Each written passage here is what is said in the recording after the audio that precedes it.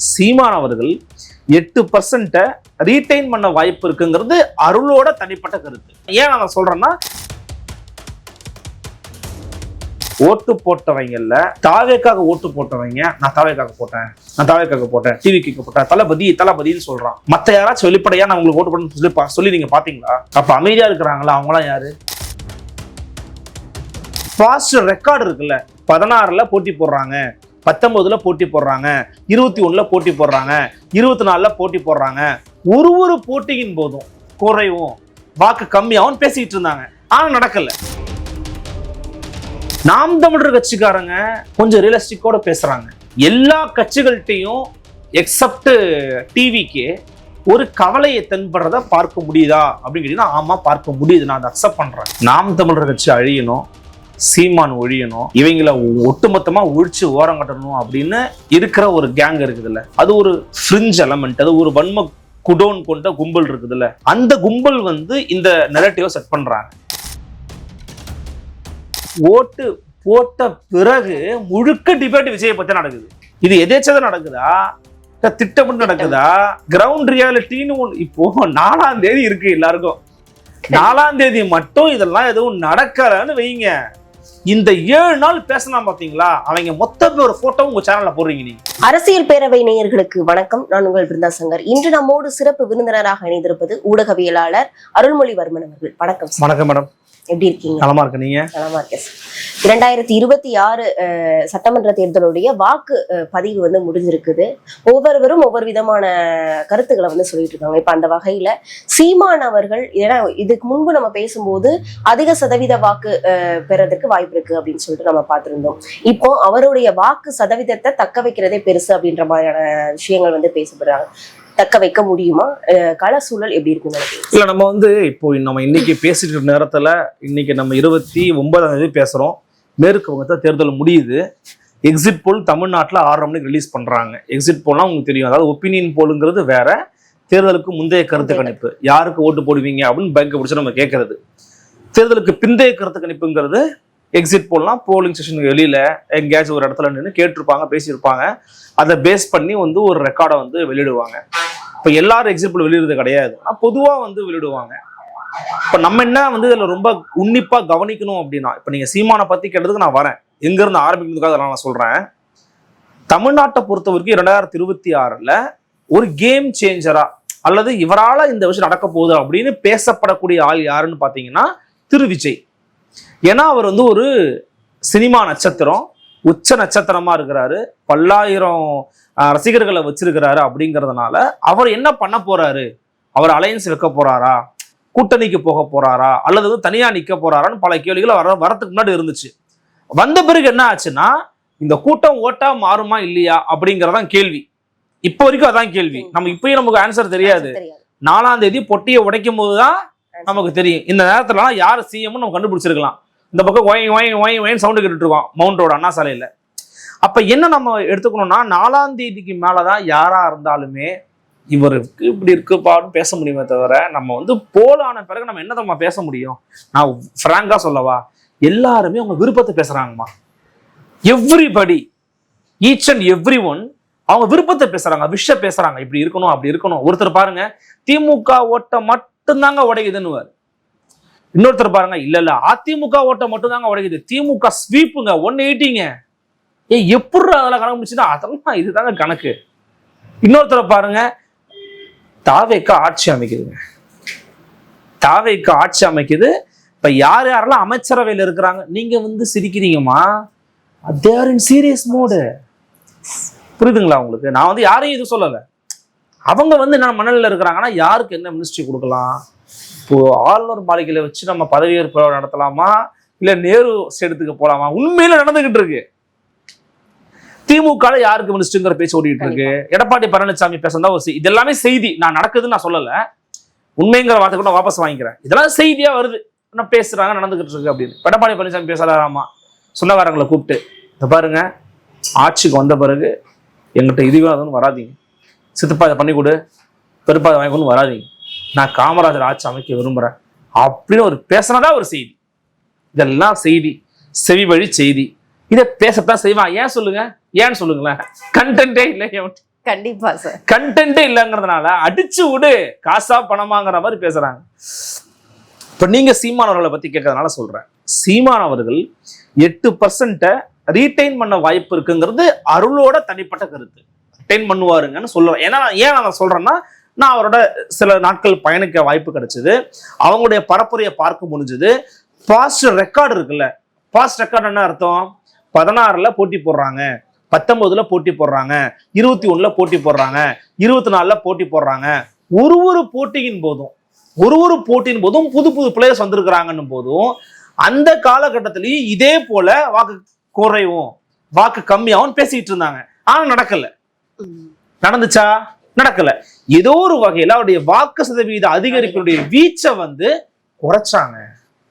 இப்ப நான் என்ன ஃபீல் பண்றேன்னா, இதுவும் நான் ரெக்கார்ட் அடிப்படையா சொல்றேன். எனக்கு விருப்பம்ன்றது 1000 இருக்கும். சீமா முதலமைச்சர் ஆனது விருப்பமா இருக்கும். நடக்குமா அது இன்னைக்கு சூழல்ல? முடியாது. அப்போ நான் என் விருப்பத்தை பேசல, நடந்த சூழல் அடிப்படையா வச்சு இது நல்லா இருக்கும்பா. இப்போ எனக்கு சீமானும் விஜயும் சேரணும்னு எனக்கு ஒரு ஆசை இருந்திருக்கும். இதுவா சொல்றேன் தம்பி, வெளியே அப்படியே உள்ள போ இல்ல வேணாம் நீ போ, ஒன்றும் பிரச்சனை இல்லை. இப்ப எனக்கு சீமானும் விஜயும் சேர்ந்து ஆட்சி அமைக்கணும். சீமான் சீமா இருக்கட்டும், விஜய் டெபுட்டி சிஎம்மா இருக்கட்டும், இல்லை 2 பேருக்குள்ள ஒரு நடக்கட்டும், ஒரு இப்படியே ஒரு கலந்தால் பண்ணி பண்ணட்டும் கூட எனக்கு ஆசை தான். நடக்குமா? அதெல்லாம் இல்லை. இதெல்லாம் என் விஷயம் நான் சொல்ல வரல. இப்பெல்லாம் ஒரு பர்ஸ்பெக்டிவ் நான் சொல்றேன் உங்களுக்கு. எதுக்காக இதை நான் சொல்றேன்னா, பாஸ்ட் ரெக்கார்டை வச்சுதான் எதையுமே அனலைஸ் பண்ண முடியும். கன்வென்ஷனல் மெத்தட்னு சொல்லுவாங்க, மரபுசார் அறிவியல் அப்படிங்கிறது அதுதான். முன்னாடி நடந்ததை வச்சு நீங்க பேசலாம். இதுக்கு முன்னாடி இதே போல நடிகர் ஒருத்தர் கட்சி ஆரம்பிச்சு தமிழ்நாட்டை ஆட்சி பிடிச்சிருக்கிற வரலாறு இருக்கான்னு கேட்டா தமிழ்நாடு வரலாறு இல்லை. எம்ஜிஆருக்கு அந்த வரலாறு கிடையாது. எம்ஜிஆர் வரலாறு வேற, விஜய் வரலாறு வேற.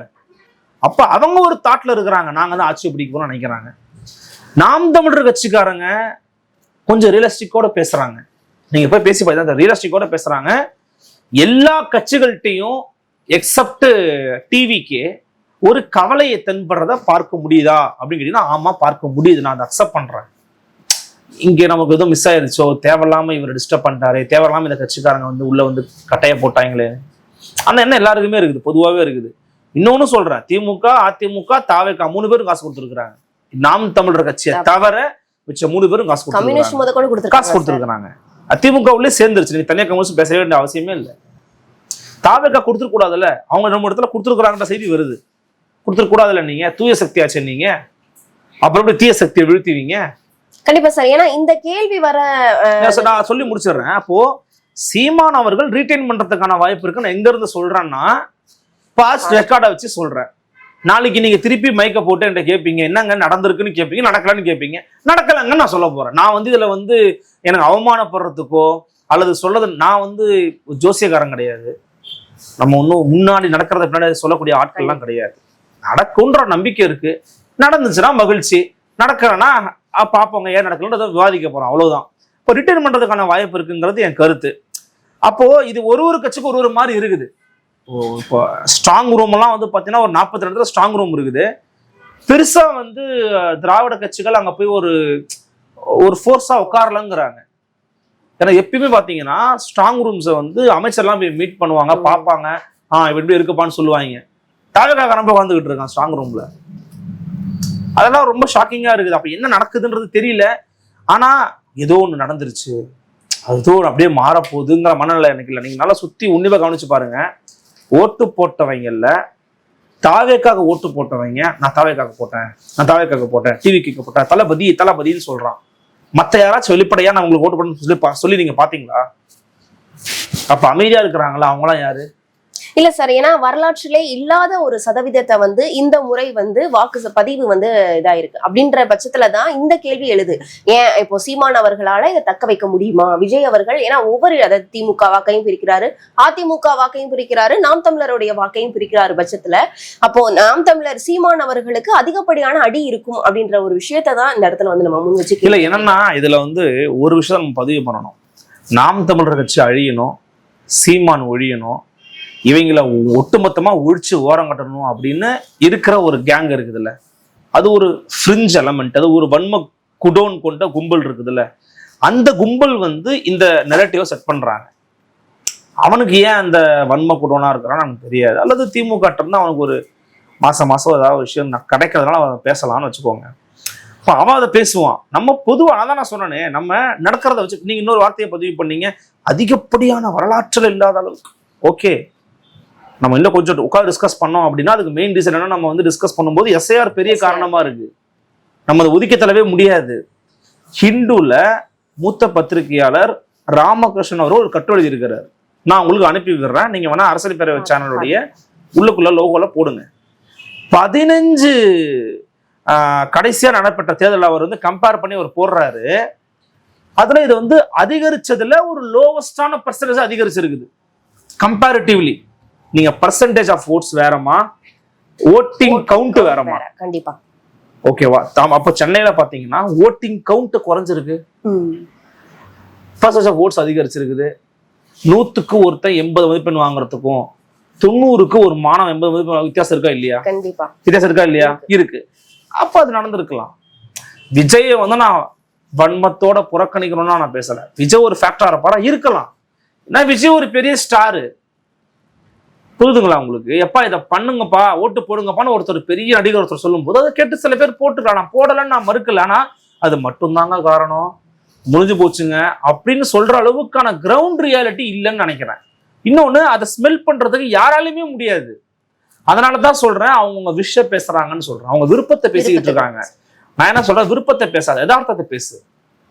இது இருக்கலாம்னு நினைக்கிறாங்க அப்படின்னு சொல்லு, இதுதான் அவ்வளவுதான்.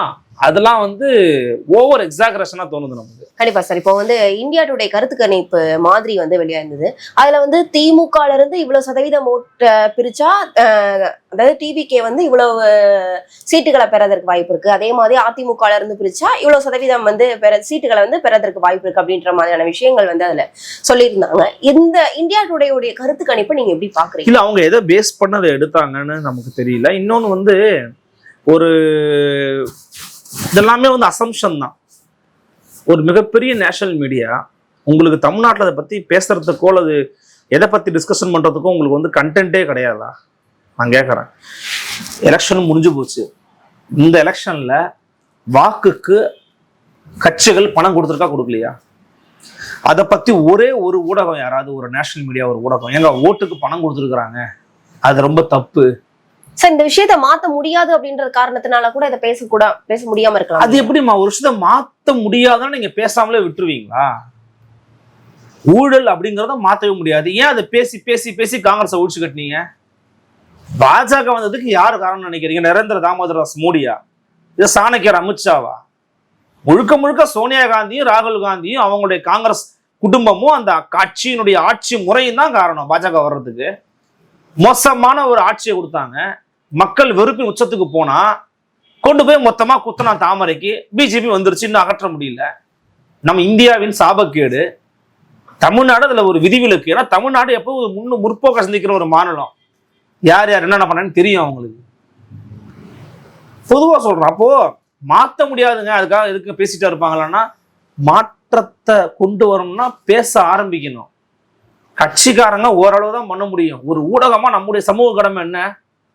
யதார்த்தத்தை பேசுறதும் சரியானதை பேசுறதும் நம்ம வேலை.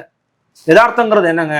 திமுக ஜெயிக்க வாய்ப்பு இருக்குங்க, அதிமுக ஜெயிக்க வாய்ப்பு இருக்குங்க, சீமா எவ்வளவு வாங்குவாருங்க, விஜய் எவ்வளவு வாங்குவாருங்க. அதாவது பொதுவா சொல்றேன், விஜய் ஜெயிக்க வாய்ப்பு தான், ஜெயிக்க வாய்ப்பு சொல்லுங்க, அது உங்க விஷயம். ஆனா உண்மைன்னு ஒண்ணு இருக்குல்ல. உண்மை என்ன? சட்டத்துக்கு உட்பட்டு தேர்தலை சந்திக்கணும். வாக்குக்கு பணம் கொடுக்கறது வாங்குறது தவறு. அப்படி கொடுத்தா அந்த கட்சி தடை பண்ணுங்க, இல்ல வேட்பாளர் தடை பண்ணுங்க, தேர்தலை ஒத்தி வைங்க அப்படிங்கிற கான்செப்டையோ அல்லது அதுக்கான மாற்று சிந்தனைகளையோ கொண்டு போய் சேர்க்கணும் ஒரு ஊடகத்தின் கடமை. அதை உரிமையே பண்ணலையே. மற்ற எல்லா கட்சியும் மக்களுக்கு காசு கொடுத்தான். மக்கள் காசு கொடுத்த ஒரே கட்சி நாம் தமிழர் கட்சி தான். மக்கள் அவங்களுக்கு காசு கொடுக்குறாங்க. ஒரு வயசான பாட்டிமா சுருக்கப்பையில இருந்து பணத்தை எடுத்து கொடுக்குறாங்க. இந்தாயா வச்சுக்கையா, ஏமா என்ன கொடுக்குறீங்க, நீ கத்துறியா புடியா, நீ வச்சுக்கையா, எவ்வளவு நாளா கத்திக்கிட்டு இருக்கிறாங்க, வெய் தம்பி. அதுல 100 ரூபாய் 200 ரூபாய் இருந்திருக்கலாம். இடுமானம் கார்த்தி வேதாரணத்துக்கு பரப்புரைக்கு போறாரு.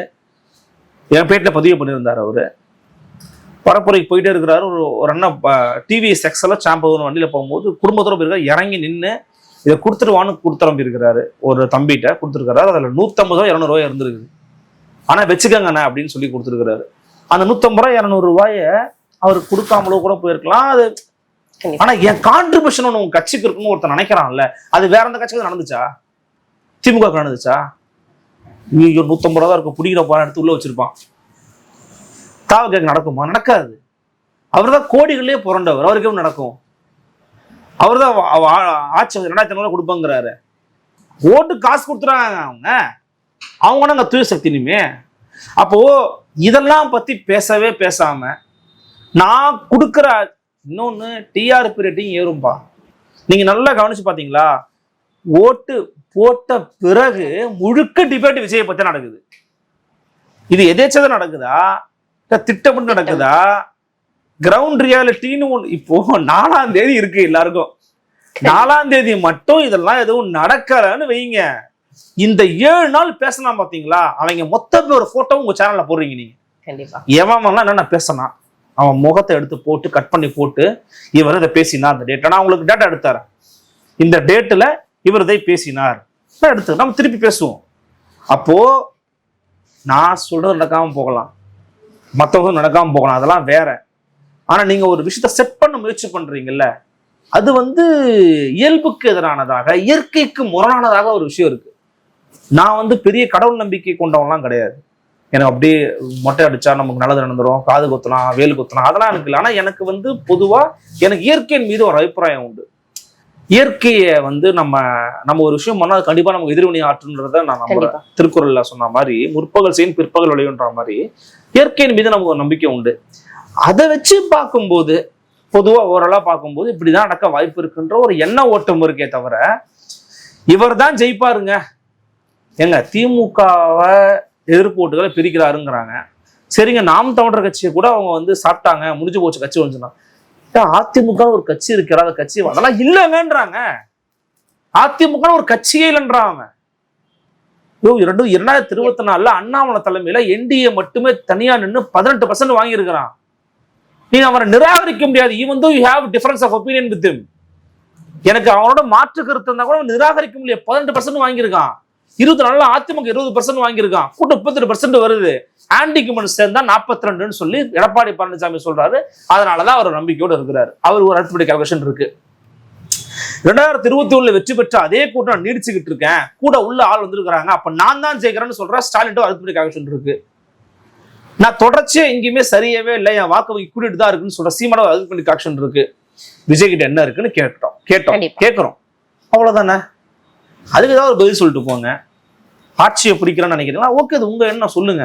ஆனா இந்த ஊடக கட்டமைப்பு, ஊடகத்துல நடக்கக்கூடிய இந்த லாபிங்கிறது நம்ம போட்டு உடைச்சாதான் உண்டு, இல்லைன்னா அது உடையாது. எல்லா இடத்துலயுமே நம்ம ஒரு ஆசிலேஷனை பார்த்துருக்குறோம். இப்போ தாவேக்காவால விசிகாவுக்கு பாதிப்புன்னு விசிகாரங்க பேசுறதா சில செய்திகள் வருது. உங்களுக்கு சொல்றது புரியுதா? இப்போ பறையர்கள் ஓட்டு எல்லாரும் எதை சிந்திச்சு வச்சு ஓட்டு போட்டாங்கிறது தெரியல. அதான் நான் சொல்றேனே, ஒரு பேர் அமைதி ஒரு பெருங்கூட்டத்துக்கிட்ட இருக்குது. சவுண்டு கிட்டே இருக்கு. ஒரு பக்கம் ரொம்ப கலவையா அமைதியா இருக்கு. இப்ப எந்த சைடு என்ன மக்கள் பண்ணிருப்பாங்கிறது தெரியல. இப்ப ஓட்டு போட்டு முடிச்ச பிறகு இந்த ஓட்டுக்கு கன்சல்ட் ஆயிருக்குமான்னு கேட்டீங்கன்னா நம்ம அதை உறுதிப்படுத்தி சொல்ல முடியாத இடத்துல எல்லாம் இருக்கும். என்ன ஒண்ணு சொல்ல முடியும் அப்படின்னா, பரப்புரைக்கு ஏற்ற வாக்குகள் விஜயை தவிர மத்தெல்லாம் வாங்கியிருக்க வாய்ப்பு இருக்குன்னு நான் நம்புறேன். அவங்க உழைப்பை நான் அங்கீகரிக்கணும்னு நான் விரும்புறேன். உங்களுக்கு எடப்பாடி பழனிசாமி 73 வயசாகுது, ஸ்டாலினுக்கு இவ்வளவு வயசாகுது. இவங்களால முடியலன்னா கூட இவங்க எல்லாம் களத்துக்கு போயிருக்காங்க, பரப்புரை பண்ணியிருக்காங்க. சீமான் கிட்டத்தட்ட 150 பொதுக்கூட்டத்துக்கு மேல பேசியிருக்கிறாரு. தொண்டை தண்ணி தொண்டை குறவால கிழிய பேசியிருக்கா அப்படி மனுஷன். போற இடத்துல எல்லாம் வெயில், மழை, புயல் அதெல்லாம் பொருட்படுத்தாம நின்று பேசியிருக்காரு. ஒவ்வொருத்தரையும் இந்த இதுல காணொலியில போட்டு எக்ஸ்பிளைன் பண்ணியிருக்கிறாரு. எல்லாருமே ஒரு உழைப்பு செலுத்தி இருக்கிறாங்க. அந்த உழைப்புக்கான அங்கீகாரம் கிடைக்கும் நான் நம்புறேன். மக்கள் அதை நிராகரிக்க மாட்டாங்க நான் நம்புறேன். மக்கள் சரியானதன் பக்கம் நிற்பாங்க. நான் இங்கேயும் சொல்றேன், விஜய் மேல விமர்சனம் இருக்கு. நான் விஜய் மக்கள் நிராகரிப்பாங்கன்னு சொல்லலையே. விஜய் பின்னால ஒரு கூட்டம் இருக்கத்தான் செய்தாம இருக்கு. அது எவ்வளவு பர்சன்டேஜ் ஆஃப் ஓட்ஸ் தெரியாது. கண்டிப்பா ஒரு எல்லையை தாண்டாரு தொடராருன்றாங்க. ஆனா தொடர்ச்சியா அவர் மீது எழுப்பப்படக்கூடிய விவாதங்கள்ல இயற்கையான நடைமுறை இல்லை. அதெல்லாம் வேற ஏதோ செயற்கை தன்மை தென்படுதுன்ற ஒரு எண்ணம் எனக்கு இருக்கு. கண்டிப்பா சார், நீங்க அழகா சொல்லியிருந்தீங்க உழைப்புக்கான ஊதியம் கண்டிப்பா கிடைக்கும் அப்படின்னு. இந்த முறை சீமான் அவர்களுக்கு கிடைக்க வாய்ப்பு இருக்கு அப்படின்னு சொல்லிட்டு ஒரு சில கருத்து கணிப்புல வந்து சொல்றாங்க.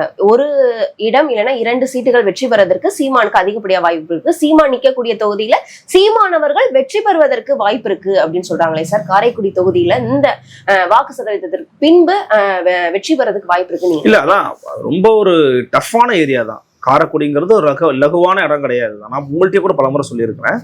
ஆனா அவருக்கான வாய்ப்புகள் அப்படிங்கிறது ஒரு அந்த தொகுதியில சில ஃபேக்டர்ஸ் இருக்குது. மற்றவங்க எல்லாம் வந்து சாதி ரீதியா ஓட்டுகள் பெரியுது. சீமானுக்கு அப்படி சாதி ரீதியா ஓட்டு பெரிய வாய்ப்பு இல்லைன்னா கேஸ்ட் நியூட்ரலான ஒரு ஆளு. மற்ற எல்லாருமே பார்ட்டி லீடர்ஸ் கிடையாது. தமிழ்நாடு தழுவிய ஃபேஸ் வேல்யூ கிடையாது. சீமான் அந்த ஃபேஸ் வேல்யூ இருக்குது. 3வது, சீமான் காரைக்குடிக்காரரா இல்லாம இருந்தாலும் சீமான் சிவகங்கை மாவட்டத்தை சேர்ந்தவர். அந்த ஒரு விஷயம் இருக்குது. அண்ட் 2024 நடைபெற்ற தேர்தலில் காரைக்குடியில தான் நாம் தமிழர் கட்சி 30,000க்கு அதிகமான ஓட்டுகளை வாங்கியிருக்குது. இப்போ அதிகமா ஓட்டு வாங்கணும் ஒரு இடமாவும் இருக்குது. அதெல்லாம் சூஸ் பண்ணியிருக்கிறாங்க. ஸோ இந்த மாதிரி ஃபேக்டர்ஸ் வச்சு பார்க்கும்போது சீமான் ஒரு டஃப்பான ஃபைட்டை கொடுக்குறாரு. வாய்ப்புகள் இருக்கலாம், வெற்றி பெறவும் வாய்ப்பு இருக்குன்னா நிறைய பேர் சொல்றாங்க. சில பேர் எல்லாம் அதெல்லாம் வாய்ப்பே இல்லைங்க, அவர் 4th பிளஸ்ங்கிறான். அதுல என்னன்னா சில பேருடைய முகபாவம் உடல் மொழியெல்லாம் பார்த்தீங்கன்னா வன்மத்தை வெளிப்படுத்துவான். நான் வந்து வன்மத்தை வெளிப்படுத்துன்னு சொல்லலை. யார் மேலே உங்களுக்கு ஒரு ஆர்வம் இருக்கலாம், இது இருக்கலாம். ஆனா அது ஒரு சொல்ற விதம் ஒண்ணு இருக்குல்ல. இப்பயும் நான் சொல்றேன், அவர் ஜெயிப்பாரா மாட்டாரான்னு நமக்கு தெரியாது. ஒரு டஃப்பான ஒரு போட்டியை கொடுக்குறாரு. அதனாலதான் சொல்றேன், அந்த 8% அவங்க ரிட்டைன் பண்ணிட்டாங்கன்னா, பண்ண வாய்ப்பு இருக்குன்னு நான் நம்புறேன். பண்ணிட்டாங்கன்னா அது மிகப்பெரிய சாதனை. கண்டிப்பா சார், பொறுத்திருந்து பார்க்கலாம். நீங்க சொல்ற மாதிரி மே 4க்கு இந்நேரம் வந்து நமக்கு அந்த ரிசல்ட் என்னன்றது தெரியும். அரசியல் ரீதியா பல்வேறு நீங்க சிஎம் யாருன்னு பேசிட்டு இருப்பீங்க. கண்டிப்பா சார், அரசியல் ரீதியா பல்வேறு விவரங்கள் எங்களோட பகிர்ந்து. நன்றிமா, நன்றி.